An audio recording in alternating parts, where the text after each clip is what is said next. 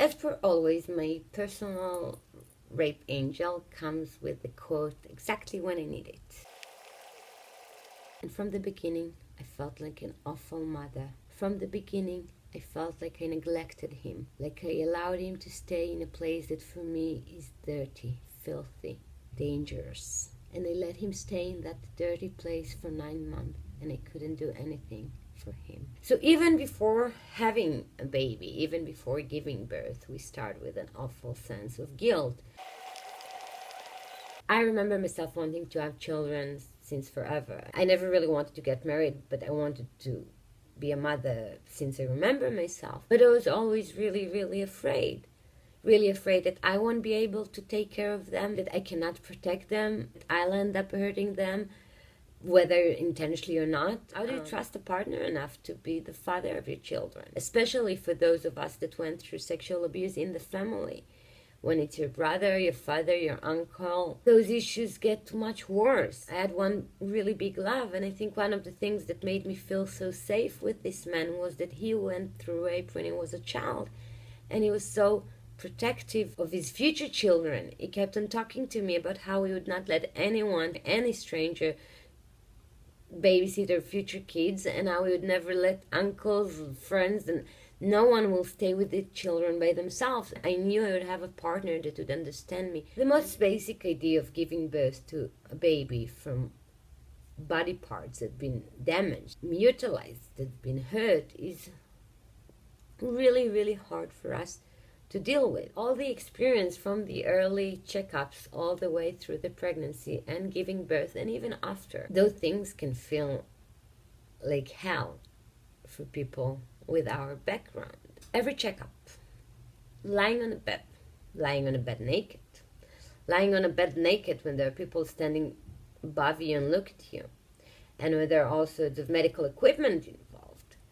My personal rape angel says the way she went through that, and there is a reason for optimism. She's now a beautiful mother to 2 lovely children. And she says that the only reason she managed to do that was because she found the right people that know to not force anything on us, that know and realize that just by being there, we're terrified, that just the thought of needing to give birth through that body freaks us out. We spoke before about how hard it is for us to do some basic actions, day-to-day mundane things. Even today, I found myself not eating anything until 6 p.m. And if we don't have this sense of security, that we know that we can protect ourselves, that we know that we can take care of ourselves, how can we do that for a new little baby which is totally dependent on us? I personally feel that I need to kind of establish being able to take care of myself before I bring someone else into the picture. So there's another quote from my special rape angel. I always wanted children. I was always scared that they will be hurt, scared that I will end up hurting them, scared that I won't protect them, scared that I'd protect them too much. Once I realized that I cannot really make sure my child would not go through sexual abuse or rape, I was worried about the case. What if she does have to go through that? And what if she comes to me? And the one thing that scared me is that because until today I did not demand my justice, and I did not went and file complaint, and I did not officially went against the people that did that to me, my fear was that what if this future baby of me will come to me and tell me what happened, and I would fail to be there for her. I feel until I won't do that, I can't trust myself to know I'll do that for my child. But we'll talk about complaint on another episode. What happens if you have a girl? Can you protect her? How do you make sure you protect her? And if you make sure you protect her, don't you damage her by protecting her too much? To be totally honest, there is no way of knowing that you'll bring a daughter into this world and she won't be hurt. One of the reasons I'm doing this series is because I do want to at least try to reduce the amount of women that have to go through those awful experiences, especially for someone who went through rape, someone who went through sexual abuse. The thought of having your daughter needing to go through something like that is just awful. It's almost better to not have a child than to take the chance of that happening again.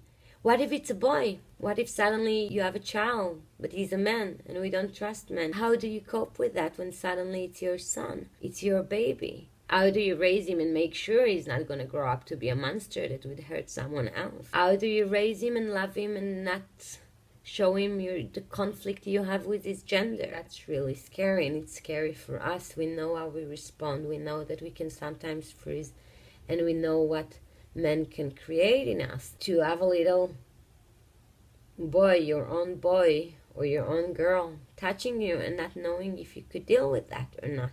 It's one thing to struggle with touch from other people, but then to struggle with touch when it's your own baby, that's really scary. Next episode. I decided to dedicate the next episode to everyone around us. Many people emailed me, friends, family, siblings, parents, and asked me about their loved ones. So I figured it's worthwhile doing one episode which would be for all of those people that need to deal with us on a daily basis. It's kind of nice to start looking past the rape and the sexual abuse, talking about intimacy, talking about relationships, and talking about giving birth and having babies. Yes, I'm kind of feeling like I'm starting to see the end. That's episode 8. Another 3 to go. Until then, you know the drill. Be nice to yourself. A lot of love for me.